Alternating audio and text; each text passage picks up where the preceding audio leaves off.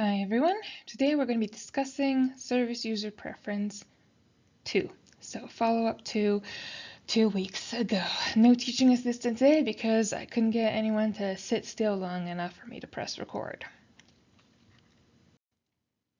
So service user preferences are again the second of the 4 components of evidence-based practice.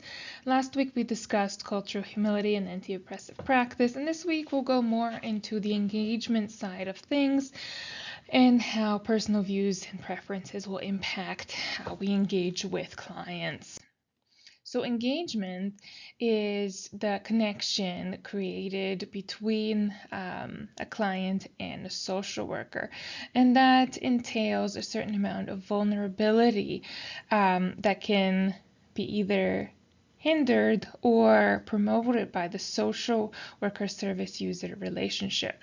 You want the client to be able to open up to you, and that requires allowing them the opportunity and the space to feel safe enough to disclose their needs as opposed to telling you what they think you want to hear, or not being completely truthful with you about what is going on because they don't feel comfortable with you. And that's why we really need to focus on engagement in order to have an accurate assessment.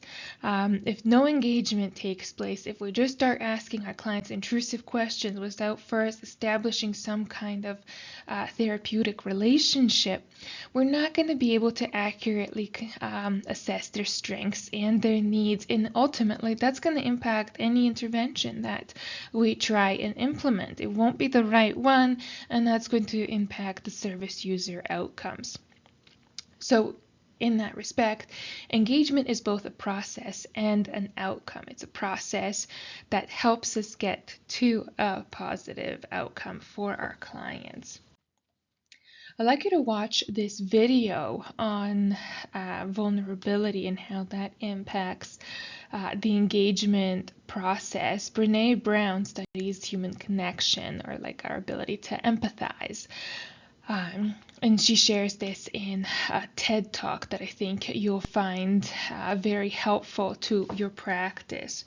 After you've watched the TED Talk, consider, what is the key message that you got from her talk? How are connection, vulnerability, and engagement supported or hindered by the social worker service user relationship? After you've done that, I'd like you to take a look at some of the engagement skills that you've already covered in your previous classes, just as a reminder,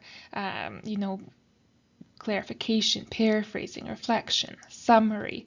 So go over them. This website provides a great summary of these 4 key listening responses and how they are used within the engagement process. And then I'd like you to watch this video. Now this provides a demonstration of the engagement process using these 4 skills. So you're watching the video. Try and pick out, when is the social worker doing active listening? When are they paraphrasing or clarifying? And see what you can pick up.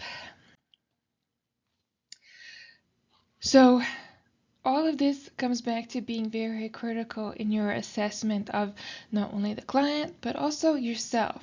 Take into consideration what you know about engagement from our previous classes and the readings, and think about what strengths and needs you might have that need to be worked on when it comes to engagement.